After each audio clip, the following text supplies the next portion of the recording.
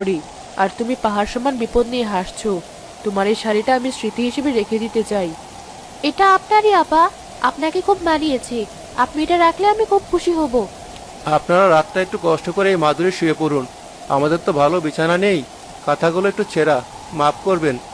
সুহাগ ভাই, তুমি বারবার ক্ষমা চাইছো কেন? আজ তোমরা আমাদের যা দিলে তা রাজার ভাণ্ডারও মেলে না। সেটা হলো নিরাপত্তার ভালোবাসা। আপনারা ঘুমান, আমরা জেগে আছি। যদি বৃষ্টির পানি ঘরে ঢুকে আমরা সেচবো। আপনারা নিশ্চিন্তে ঘুমান। না, তোমরাও শোও। এক কোণে আমরা সবাই মিলে রাতটা কাটিয়ে দেব। গল্প করতে করতে রাত পার হয়ে যাবে।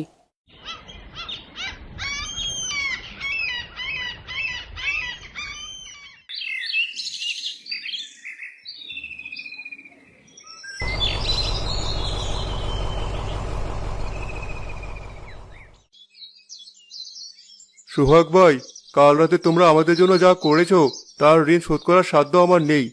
তবুও ওই টাকাটা রাখো। এখানে 10,000 টাকা আছে। তোমার নৌকাটা সারিয়ে নিও, আর সংসারের জন্য কিছু বাজার করো।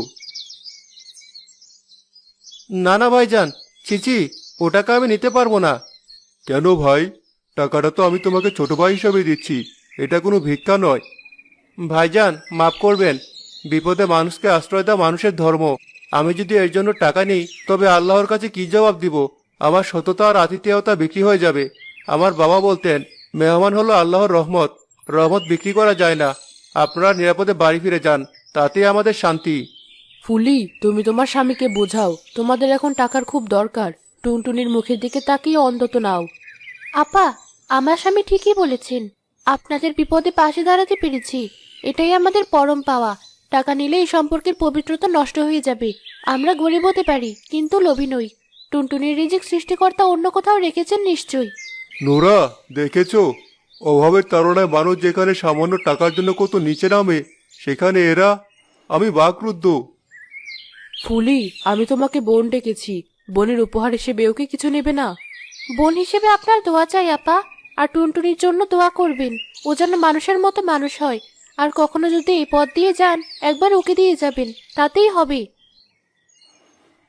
হাহ, ঠিক আছে সুহাগ ভাই, আমি আর জোর করব না।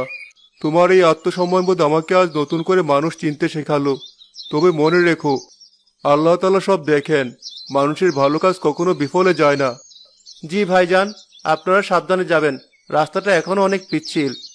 আমি আবার আসবো ফুলি, তোমাকে দেখতে আসবো। ভালো থেকো বোন।